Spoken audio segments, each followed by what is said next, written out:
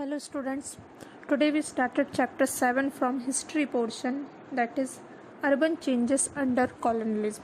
Okay, so the foundation of the British colonialism was also laid in India in 1757 after the Battle of the Plassey. Okay, we learned about the Battle of Plassey in previous chapter. Okay, so thus began of the rule of the British of India. Okay, so the main aim of the British was to establish and hold over the all means of production and reduce the status of the India to mere supplier of the raw material, because they want to control all over the India. Okay, so for at that time the British also do some urban changes in India. Okay, so they can re-urbanized the Indian economy. Okay, because the flourishing Indian economy was gradually transferred into colonial economy. Okay, so this is because the harsh revenue policy, confiscation of the land of peasants and jamidars, and increase in tariff on the Indian goods, ban on the export of Indian manufacturing goods, and decline of traditional Indian handicraft, and transformation of an artisans into wages worker, and some of the main economic impact of British rule in India. Okay, so just for that the British manufacture goods were poured into India, and which were too expensive for the village community to buy, because they have to capture, they have to take off all the wealth of the India. That's why they sold the goods comes from imported from the European countries or England at the higher rate. Okay, so as a result many of the village and small cities lost their existence and importance. Okay, so because of this people have to forced to move out on the newer place in search of the employment and opportunity to make of living. Okay, so this type of process for migrating one place to another place by the peasants or village peoples is called re-urbanization, because they can be shift their livelihood from one place to another place and make their settlement. Okay, change their settlement. So this is the biggest reason for growth of the new towns. Okay, so growth of the new towns means as peoples migrate to different places in search of work and capital. Okay, so that's why new centers of the trade and activity are established at the late 18th century. Okay, so for this the British established Bombay, Calcutta and Madras as the main center of the British power. Okay, it is that means in three different directions of the India. Okay, so these cities came to know as a presidency town.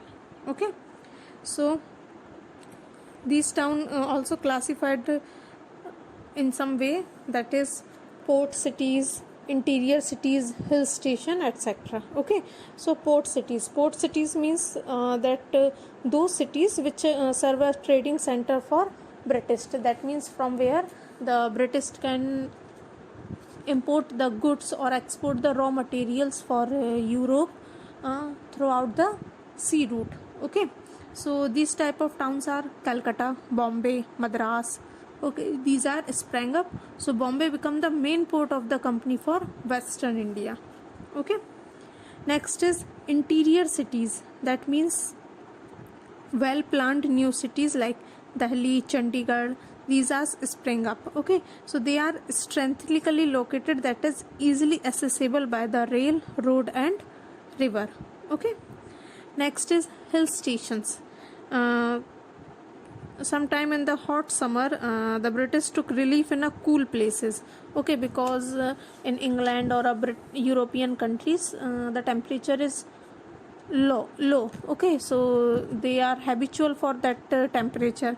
So for it they are away from the dust and heat of the plains, and that's why hill station were developed. So in India hill station like Mussoorie, Nainital, Darjeeling, Uti, that are the most popular hill station. Okay, so due to some these necessity and basis, the new towns and cities have developed under the British were different from the older one of their pattern.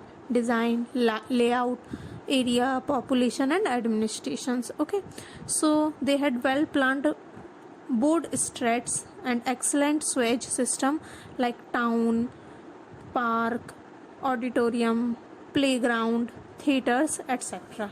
Okay, so they just provide this type of facility for a new town. Okay, so at that time some basti were also, that means a small and shanty township that develop in the open area around the big mansions. Okay, so and this type of basti is commonly in Calcutta. Okay, and the city of Madras also expanded area by the engulfing in itself by adjoining villages. So it receives some villages as a gift from the king, and some are captured by these kings. Okay, due to bar.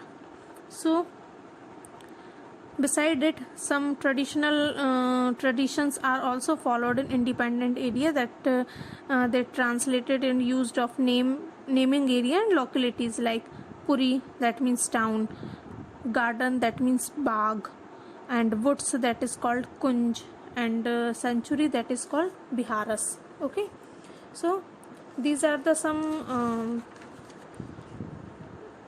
characteristic or some of the basis for the growth of the new town. Okay, by the British colonial. So according to the establishment of a new town, some new administrative policies or some new administrative structure was also made for the new urban cities. Okay, so British introduced many new act and rule and regulations. Okay, for new urban cities. So first of all, the thick wall of the new urban cities were broken up by using gates, wicket gates and the back doors. Okay, so that is called walled city. Okay, so he also divided into ward, that is thanas, and subdivided into neighborhoods, that is mohallas. Okay, so the thana was under the thanedar and the mohalla was under the daruga, and whole of the area, whole of the town is covered under by the magistrate, that is kotwal. Okay, so that this was the some administration in the urban cities. Okay, now for it, the Cornwall's Code of 1793 and local administration, he also introduced some rule and regulation for the administration of new urban cities. So Lord Cornwallis put an end to the local self-government system of native rurals. Okay, so it was based on the principles of separation of power. He can divided the power from the control of rurals to different peoples. Okay, that the collector was the head of the revenue department and in a district, and also enjoyed judicial power. Okay, and the district collector was made in charge in local administration, and a new officer called a district judge was given a judicial and police power. So he can separate the power of a single one rural into a different way. Okay, like collector and district collector. Okay, so the task of maintaining law and order was also taken by the away from the jamidars. Okay, because for making law or for maintaining law, police can be appointed. Okay, and for Muslims, the qazi, he registered and maintained the record of marriage in Muslim communities. Okay, so for it, municipality is also set up in urban cities. So the municipality was introduced in 1864. Okay, so the municipality is the made in charge of for the public health and maintenance of the road and sanitations. Okay, so the chairman of municipality was appointed by the district magistrate, and the commissioner was selected from the elite citizen of the cities. Okay, so this was the some administration in the new urban cities, administration policies. Okay, now the police reform for controlling law or for maintaining law in the cities, the police reform is set up. So the police commission was appointed in 1860 in review of thanedari police system of the earlier period. Okay, So the main aim of this type of reforming is to existing police system according to the need of the colonialism. ठीक है. So the police department also separate was formed under an inspector general of the police. Okay, so he also had a force to constable under him. So there are many persons can work for the police reform. That the inspector general was assisted by the deputy inspector general, and in turn was to be assisted by the assistant district superintendent of the police, and subordinate police force consists the inspector of the police and the head constable, the segment and the constable, and the detail of the jail administration were compiled to the jail code. Okay, so this was the some system for controlling system for police reform. Okay, the next mode and growth for stage of the growth for urbanization is development of railways. Okay, so for the development of railways, the British felt the need of the railway in India for facilitate internal communication and for defense of India and for expansion of the international trade. Okay, so they can introduce railway system. Okay, and second half of the 19th century. So railway minute of 1853 by Lord Dalhousie formed the basis of the expansion of railway network in India. Okay, so the first railway line connected from Bombay with Thane, okay, in 1853.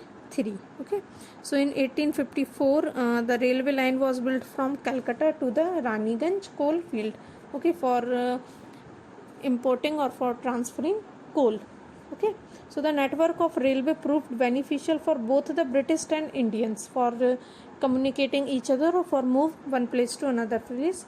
Okay, so it facilitated the movement of goods, internal and external trade, link the interior cities of the port cities, etc. Okay, so it helped the development of newer town. A distant place could be reached easily and in a cultural bonding for new place of the peoples.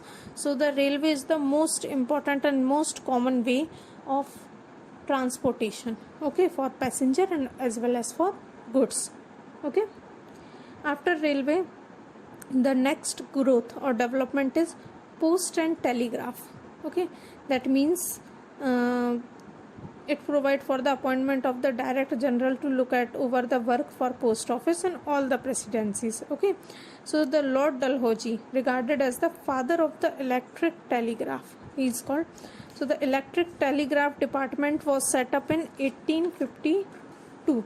Okay, so for this the first telegraph line was inaugurated in 1853 from Calcutta to Agra. Okay, and the telegraph line were also constructed and connecting Calcutta to Bombay, Madras, Peshawar and some other parts of the country. So this was the some step or some of the growing point for the development of the urbanization. Okay, now some case study with that the urban centers of Delhi. Okay, so we all know that the Mughal Emperor Shah Jahan built the 7th city of the Delhi in 1639. So it was called a Shah Jahanabad.